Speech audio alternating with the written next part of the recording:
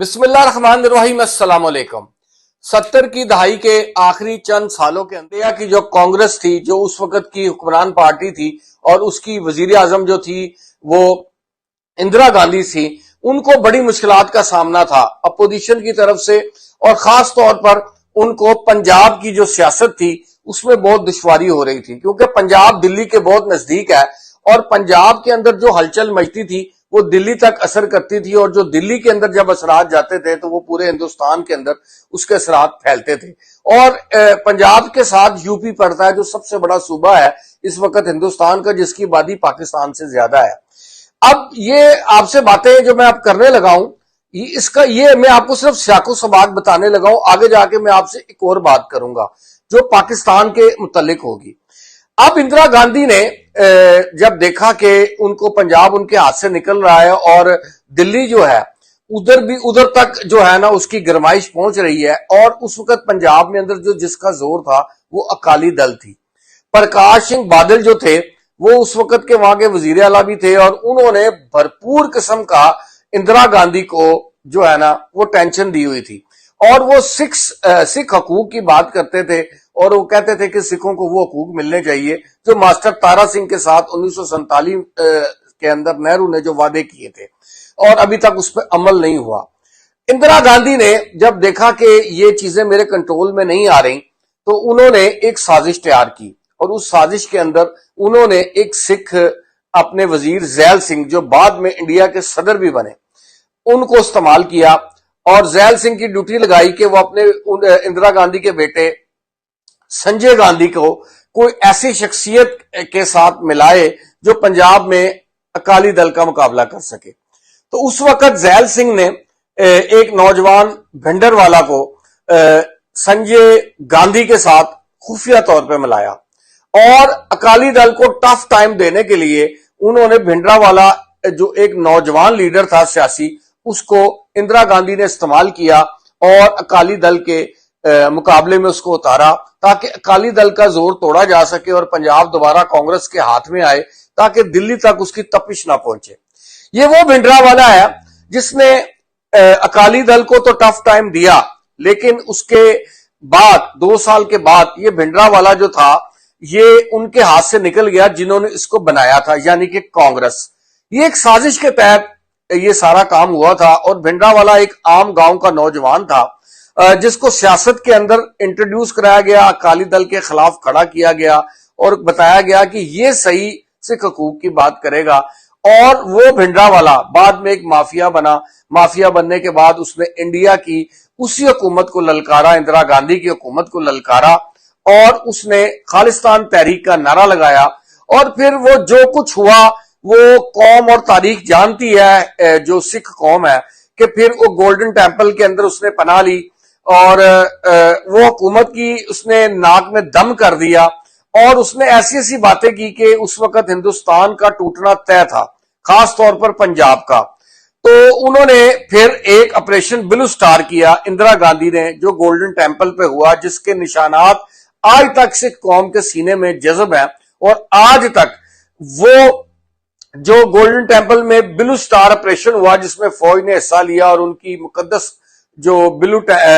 Golden temple है उसके अंदर बमबारी की गई, गोलियां चलाई गई, और सैकड़ों हजारों सिखों को उन्होंने मार दिया, और भिंडरावाला भी वहां पर मर गया। लेकिन वो जाते जाते एक ऐसी बात छोड़ गया जो आज तक हिंदुस्तान के गले में पड़ी हुई है, और आज भी अमृतपाल के नाम पर ये 2 दिन पहले ही वहां पर जो सिख खालिस्तान की तहरीक का एक नया नौजवान आया है उसको गिरफ्तार कर लिया गया है। ये बात मैंने आपसे इसलिए की है कि यही गलती पाकिस्तान की स्टैब्लिशमेंट ने की थी। जब नवाज शरीफ अपनी मकबूलियत के बहुत ऊपर जा चुका था, और एस्टैब्लिशमेंट को यह बात कभी जिंदगी में पाकिस्तान में पसंद नहीं आई कि किसी का सियासी कद इतना बड़ा हो कि वो एस्टैब्लिशमेंट को चैलेंज कर सके, तो उन्होंने एक साजिश तैयार की। उस साजिश में इमरान खान साहब को उतारा गया। अब ये जो इमरान खान साहब थे, इमरान खान साहब को इन्होंने पाला, इन्होंने उसको प्रोजेक्ट किया, इनके पूरे इदारे ने इमरान खान के लिए जो कुछ किया, शायद अगर वो पाकिस्तान की तरक्की के लिए करते تو آج پاکستان کہاں کھڑا ہوتا. لیکن مسئلہ یہ نہیں تھا، مسئلہ یہ تھا کہ نواز شریف کو روکنا تاکہ کل کو اس پاکستان کے اندر جو اسٹیبلشمنٹ نے 75 سال کھیل کھیلا ہے وہ سبوتاژ نہ ہو جائے اور واقعی اس ملک میں حقیقی جمہوریت نہ آ جائے جس میں عوام فیصلہ کر سکے. تو عمران خان کو ایک سازش کے تحت پاکستان کے اندر اتارا گیا اور اس کی جو بالدیو ہے وہ جنرل پاشا، پھر جنرل ظہیر، پھر جنرل رحیل شریف اور پھر ہوتے ہوتے جنرل باجوہ اور فیض حمید تک پہنچی. اب یہ جو 12-15 سال کا سفر تھا اس کے اندر انہوں نے یہ کیا کہ میڈیا کا بے دریغ استعمال کیا، عدلیہ کو بے دریغ استعمال کیا اور اپنے ادارے کا جو بولتا تھا اس کو چپ کرا دیا جاتا تھا. اور 10 سال ایسا پروپوگنڈا کیا گیا کہ جیسے کہ پاکستان کے جتنے سیاستدان ہیں وہ سارے چور ہیں، نواز شریف ہو، زرداری ہو، فضل الرحمان ہو، کوئی بھی ہو، اور عمران خان کو ایک مسیحا بنا کے پیش کیا گیا. بیسیکلی یہ ایک بہت بڑا سازش تھی پاکستان کے خلاف، پاکستان کے سیاسی نظام کے خلاف. عمران خان نے اس میں پورا کنٹریبیوشن کیا اور عمران خان نے وہی کچھ کیا جو اسٹیبلشمنٹ کہتی تھی اور وہ اسٹیبلشمنٹ کی ڈفلی پر ناچتا تھا. لیکن ہوا کیا؟ ہوا یہ کہ یہ اسٹیبلشمنٹ ہے، جب یہ چور جب چوری کرتے ہیں آپس میں تو اکثر ان کی آپس میں لڑائی ہو جاتی ہے عہدوں پر اور چوری کے مال پر. وہی ہوا پاکستان کے اندر جب عمران خان صاحب کو وزیر اعظم بنایا گیا RTS بٹھا کر، اور جو بھی ادارے کو جس طرح بھی استعمال کیا گیا اور کسی نہ کسی طرح عمران خان صاحب کو وزارت کی سیٹ پر بٹھایا گیا. اس کے بعد ان کا پلان تھا کہ 2035 تک ہم اسی طرح رہیں گے اور یہ ڈمی وزیر اعظم ہوگا اور ہم جو کہیں گے وہی ہوگا. لیکن عمران خان صاحب بھی کوئی ماشاءاللہ جو تھے وہ کوئی کم نہیں تھے چور. انہوں نے بھی زکاتوں کا مال جو تھا وہ شوکت خانم سے وہ کھا رہے تھے اور انہوں نے آج تک کبھی شوکت خانم کا آڈٹ نہیں کرایا اور ان کا وہ ذریعہ کاروبار تھا. اور جو لوگ ان کے قریب ہیں وہ جانتے ہیں کہ عمران خان کتنا مفاد پرست آدمی ہے. اس کا دشمن تو اس سے بچ سکتا ہے لیکن جو اس کا دوست ہوتا ہے وہ اس کے ڈنگ سے کبھی نہیں بچ سکتا. تو مسئلہ یہاں بھی پیدا ہوا. اب عمران خان صاحب جو تھے وہ اپنے نااہلی کے ساتھ 3 سال 7 مہینے 21 دن اس ملک پر حکمران رہے. لیکن اس 3 سال 7 مہینے 21 دن جو پاکستان کے ساتھ ہوا وہ شاید پاکستان کی 75 سالہ تاریخ میں کبھی بھی نہیں ہوا تھا. پاکستان معاشی طور پر ڈیفالٹ ہو گیا. اگر کرونا نہ آتا تو شاید یہ 2019 میں ہی پاکستان ڈیفالٹ ہو جاتا. لیکن کرونا عمران خان کے لیے ایک امداد بن کر آیا اور 2 سال عمران خان صاحب کو اور ملے اور اس نے فوراً ایجنڈا جو تھا اس کو پورا کیا. بیسیکلی اس کے اندر انٹرنیشنل اسٹیبلشمنٹ بھی شامل تھی اور انہوں نے جس عمران خان کو پالا تھا اس کے 3-4 مقاصد تھے. سب سے پہلا مقصد جو ان کا تھا وہ مقصد یہ تھا کہ پاکستان کے اندر سی پیک کو رول بیک کرنا ہے تاکہ پاکستان معاشی طور پہ مضبوط نہ ہو. پھر پاکستان کی معیشت کو تباہ و برباد کرنا ہے. پھر یہود و نصارہ کا ایجنڈا جو تھا کہ کشمیر کسی صورت بھی پاکستان کے حوالے نہ کیا جائے، جو اب بالکل واضح طور پر حامد میر کے ایک ٹاک شو کے اندر ذات نسیم زارہ سے گفتگو کرتے انہوں نے فرمایا کہ 2019 میں جنرل باجوہ نے ہمیں بلا کر 25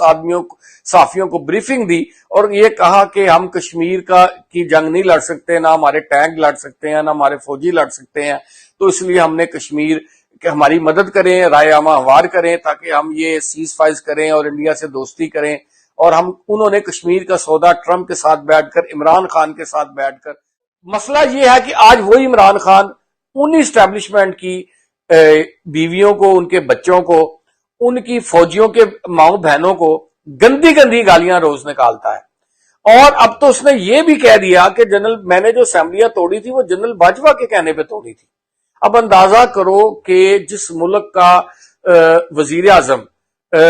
اور آرمی چیف ایک پیج پر رہ کر جس طرح انہوں نے کشمیر کا سودا کیا اور کہا کہ میں ورلڈ کپ جیت کے آ گیا ہوں، اور اب وہ جو باتیں قوم کے سامنے آ رہی ہیں یہ سب ایک ایک کر کے سامنے آئیں گی. میں پچھلے 4 سال سے کہہ رہا ہوں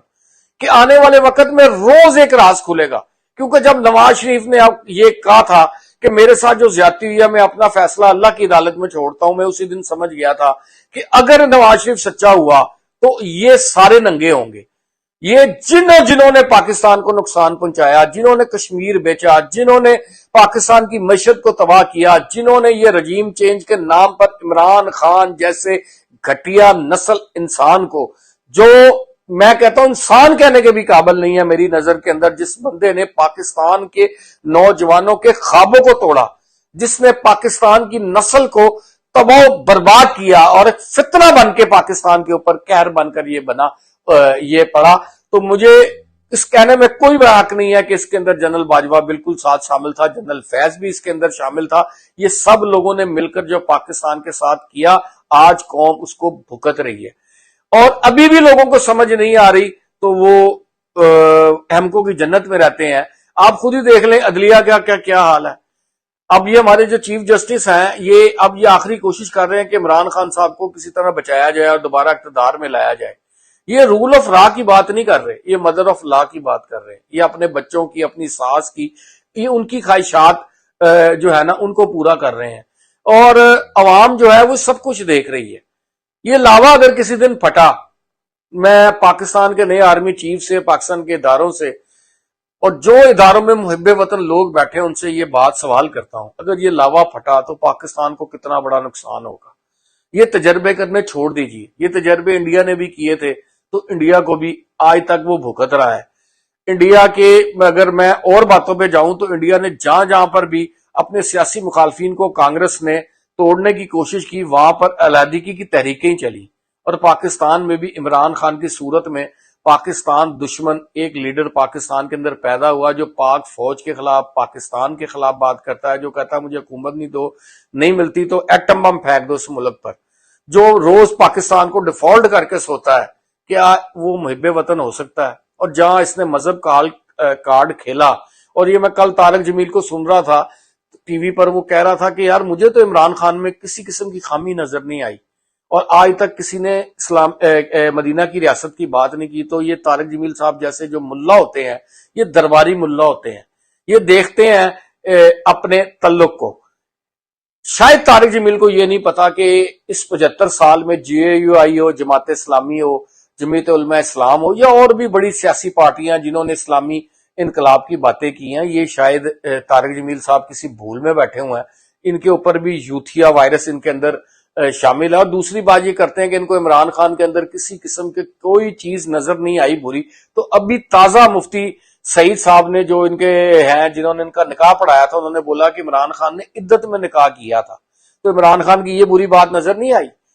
انہوں نے عمران خان کی وہ بری بات نظر نہیں آئی جب اس نے فارن فنڈنگ کیس کے اندر اپنے حلف دے کے کہا کہ یہ اکاؤنٹ میرے نہیں ہے، اور بعد میں وہ اکاؤنٹ ثابت ہوئے۔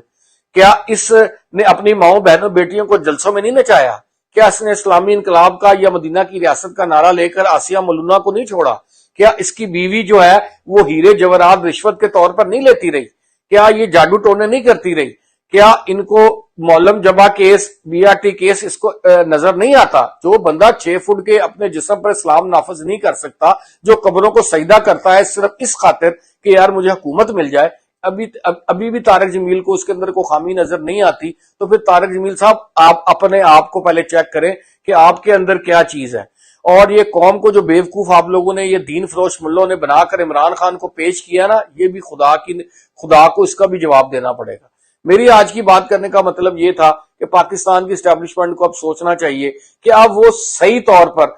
بالکل صحیح طور پر فیصلے کریں، اور کسی قسم کا تجربہ نہ کریں۔ یہ سیاستدانوں پہ چھوڑ دیں، ہر ادارہ اپنی آئین کے حدود میں کام کرے، اور یہ جو گند انہوں نے پھیلایا ہے، اس گند کو پہلے صاف کریں، اس کے بعد سیاستدانوں کے حوالے یہ ملک کریں، جس کو عوام ووٹ دیتی ہے وہ آئے اور آ کر اس ملک کی ترقی کے لیے کام کرے۔ لیکن یہ جو سارا جال پھیلایا گیا تھا، یہ پاکستان کو ناکام کرنے کی سازش تو تھی، لیکن نواز شریف کو روکنے کی بھی سازش تھی، کیونکہ نواز شریف کے 2 جرم تھے، ایک سی پیک لانا اور پاکستان کی معیشت کو مضبوط کرنا۔ اور پاکستان کی اگر معیشت مضبوط ہوتی تو پاکستان کا دفاع ضرور مضبوط ہوتا، اور یہ باجوہ صاحب جیسے لوگ صحافیوں کو بلا کر یہ نہ اس وقت کہتے 2019 میں کہ ہمارے پاس تو جنگ لڑنے کے لیے نہ پیٹرول ہے، نہ ڈیزل ہے، اور نہ ہمارے پاس وسائل ہیں۔ 2040 تک اس علاقے سے 1000 ارب ڈالر کی ٹریڈ ہونی تھی۔ یہ بات میں نے اپنے کانوں سے ایک چائنیز کونسل خانے کے اندر ایک سیمینار کے اندر ایک چائنیز سفیر سے یہ بات میں نے خود سنی، جہاں پر سارے مدعو تھے اور احسن اقبال صاحب بھی مدعو تھے، وہاں پر یہ باتیں میں نے اپنے کانوں سے سنی تھی۔ اب ہوا کیا کہ عمران خان صاحب جو تھے وہ کرپشن میں اتنی آگے چلے گئے کہ انہوں نے پاکستان کو ڈیفالٹ کی شکل میں دکھانا شروع کر دیا، اور انہوں نے یہ دکھانا شروع کر دیا کہ ان کی نااہلی تو کھلی سامنے آ گئی، لیکن قوم کا پریشر اتنا تھا اور اداروں کا جو پریشر، جو محب وطن لوگ اداروں میں بیٹھے ہوئے تھے ان کا پریشر اتنا زیادہ بڑھ گیا کہ جو پروجیکٹ عمران خان کے لوگ تھے ان کو یہ فیصلہ کرنا پڑا کہ عمران خان سے اگر جان نہ چھڑائی تو وہ بھی خود بھی نہیں بچ سکیں گے۔ تو انہوں نے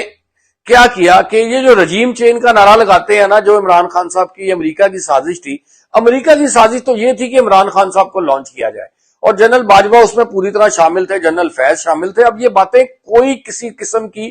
چھپی نہیں ہوئی، اب یہ اوپن ہو چکی ہیں، بلکہ آج آئی ایس پی آر کی پریس ریلیز کے بعد اور جو انہوں نے صحافیوں سے بات کی اس کے بعد یہ چیزیں واضح ہو چکی ہیں کہ سابقہ جو اسٹیبلشمنٹ کی قیادت تھی اس نے کتنا نقصان پہنچایا پاکستان کو۔ میں کسی ادارے کے خلاف نہیں ہوں، پاک فوج ہماری فوج ہے۔ جب یہ بات میں نے حامد میر کے پروگرام کے اندر خود منہ سے سنی کہ پاکستان، جب ہمیں بریف کیا گیا کہ 2019 میں کہ پاکستانی فوج نہیں لڑ سکتی اور پاکستان کے پاک ٹینکوں میں پیٹرول نہیں ہے، ڈیزل نہیں ہے، پاکستان کی آرمی کے پاس اتنی سخت نہیں ہے، تو اب یقین کریں میرا دل بڑا دکھا، اور میں نے یہ سوچا کہ ہم جو پاکستانی لوگ اربوں کا ٹیکس دے کر پاک فوج کے لیے جو ہم پیسے دیتے ہیں، تو کیا پاک فوج کو اتنا لاچار کر دیا گیا ہے کہ یہ جنگ بھی نہیں لڑ سکتے؟ میرا ضمیر اس چیز کو ماننے کو تیار نہیں تھا، اور ابھی بھی میرا ضمیر اس چیز کو ماننے کو تیار نہیں ہے کہ جو پاک فوج کے جوان جنہوں نے پاکستان کے اندر دہشت گردی کی جنگ جو لڑی ہے اور پوری دنیا کو محفوظ کیا ہے، اور جن نوجوانوں نے جام شہادت نوش کیا ہے، وہ ایسے نہیں کیا۔ یہ عام فوج نہیں، یہ بڑی پروفیشنل اور ایک ڈسپلن فوج ہے، لیکن اس کے اوپر جو ادارے کے اوپر لوگ آ جاتے ہیں وہ طاقت کے نشے میں یہ بھول جاتے ہیں 75 سال کے اندر کہ وہ اس فوج کا حصہ رہے ہیں جس فوج نے اپنی جانوں کے نذرانے پیش کیے ہوئے ہیں، لیکن یہ اوپر جا کر یہ شاید عہدے میں اتنی آگے نکل جاتے ہیں طاقت کے نشے میں کہ ان کو اپنا ماضی بھول جاتا ہے۔ تو مجھے بھی ایسے ہی کچھ محسوس ہوا، لیکن عمران خان صاحب جو ہے وہ اس سازش میں پورے کے پورے شامل تھے۔ اب یہ جو سارا سینیاری میں نے آپ کو سمجھایا ہے وہ یہ ہے کہ آج عمران خان صاحب نے جتنا نقصان پاکستان کی فوج کو عمران خان نے پہنچایا وہ پاکستان کی سیاست میں کسی سیاستدان نے نہیں پہنچایا۔ جس طرح اندرا گاندھی نے بھنڈرا والے کو اپنے سیاسی مخالف کو ختم کرنے کے لیے استعمال کیا، اور بعد میں وہی اندرا گاندھی اسی بھنڈرا والوں کے خلاف بلو سٹار آپریشن ہوا، اور اسی سکھوں نے اسی کا بدلہ لینے کے لیے اندرا گاندھی کو اسی کے سکھ گارڈوں نے مار دیا۔ آج وہی سچویشن پاکستان کے اندر عمران خان نے کریٹ کی ہوئی ہے۔ عمران خان بھی اسی فوج کی پیداوار تھی، اسی اسٹیبلشمنٹ کی پیداوار تھی جس کو لایا گیا۔ آج اسی کا جو شکاگو کا سیل ہے، اسی کا سوشل میڈیا ہے، وہ پاکستان فوج کو بزدل بھی ثابت کر رہا ہے، پاکستان فوج کو وہ ایسی غلیظ اور ایسے گندے قسم کے ٹرینڈ بنا کر پیش کر رہا ہے کہ جیسے پاکستان کی فوج جو ہے وہ بالکل ہی ناکارہ ہے، اور میں اس سے بالکل متفق نہیں ہوں۔ پاک فوج کے جوان جو سرحدوں پر رات کو ڈیوٹی دیتے ہیں تو ہم سکون کی نیند سوتے ہیں، اس عام فوجی کا کوئی قصور نہیں ہے جس فوجی نے رات کو کھڑے ہو کر پہرا دیا اور قوم سکون سے سوئی۔ قصور ان اسٹیبلشمنٹ کے جرنیلوں کا ہے جنہوں نے 70-75 سال میں اوپر عہدوں میں آ کر اپنی طاقت کا ناجائز فائدہ اٹھا کر پاکستان کے اندر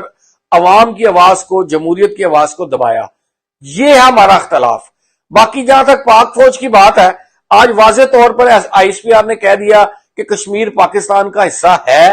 تھا، رہے گا، اور ہم سے دستبردار نہیں ہوں گے، اور اگر ہمیں کوئی کاروائی کرنی پڑی تو ہم بارڈر بھی کراس کر جائیں گے۔ یہ میرے لیے بڑی خوش آئین بات ہے، کیونکہ جو نئے آرمی چیف آئے ہیں عاصم منیر صاحب، مجھے ان سے پورا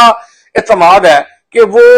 یہ جو سابقہ ان کی اسٹیبلشمنٹ تھی، جو انہوں نے کچھ کیا یہ اس سے علیحدہ کریں گے۔ یہ میری امید ہے، مجھے ابھی کوئی واضح طور پہ نہیں ہے لیکن میں امید کر سکتا ہوں۔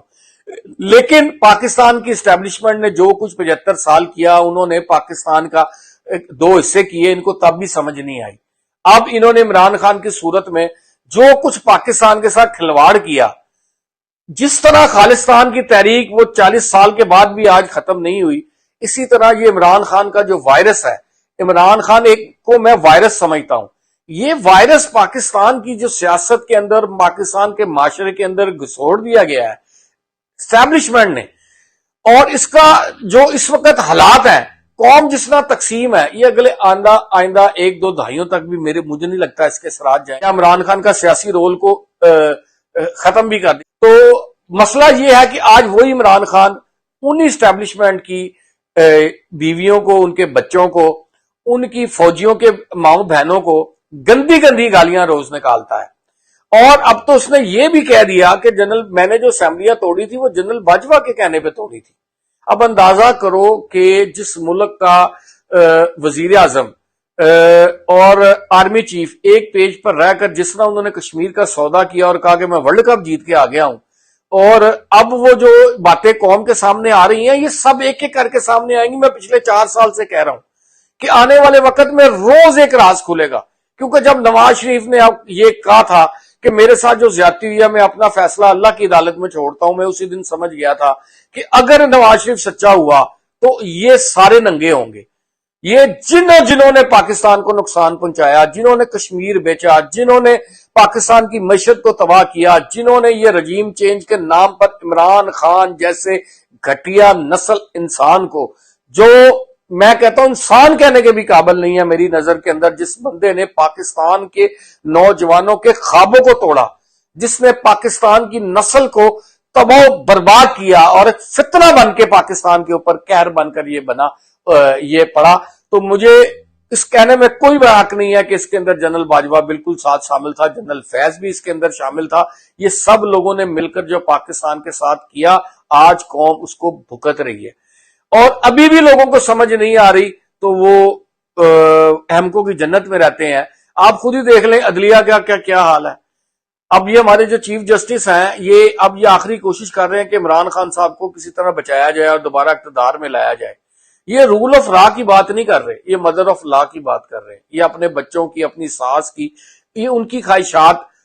جو ہے نا ان کو پورا کر رہے ہیں، اور عوام جو ہے وہ سب کچھ دیکھ رہی ہے۔ یہ لاوا اگر کسی دن پھٹا، میں پاکستان کے نئے آرمی چیف سے، پاکستان کے اداروں سے، اور جو اداروں میں محب وطن لوگ بیٹھے ان سے یہ بات سوال کرتا ہوں، اگر یہ لاواج کی بات کرنے کا مطلب یہ تھا کہ پاکستان کی اسٹیبلشمنٹ کو اب سوچنا چاہیے کہ اب وہ صحیح طور پر،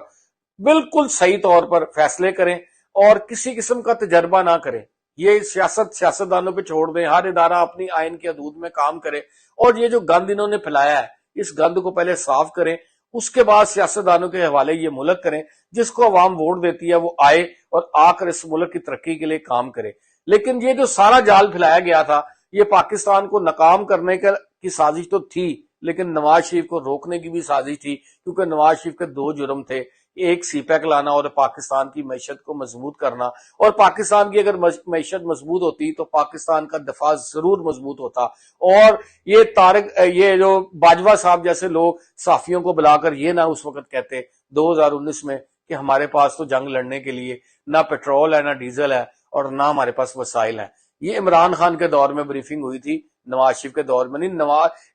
نواز شریف تو ان کو ہستا بستا پاکستان دے کے گیا تھا، تباہی انہوں نے خود اتاری، اور اب یہ ساری چیزیں قوم کے سامنے آ رہی ہیں، اور یہ سب ایک دوسرے کی چوریاں بتائیں گے، ایک دوسرے کا منہ کالا کریں گے۔ یہ قوم بھی دیکھے گی، آپ بھی دیکھیں گے، میں بھی دیکھوں گا، لیکن اللہ سے دعا ہے کہ اللہ تعالیٰ میرے ملک کی حفاظت کرے اور اس ملک کو نیک اور صالح حکمران عطا فرمائے۔ پاکستان زندہ باد۔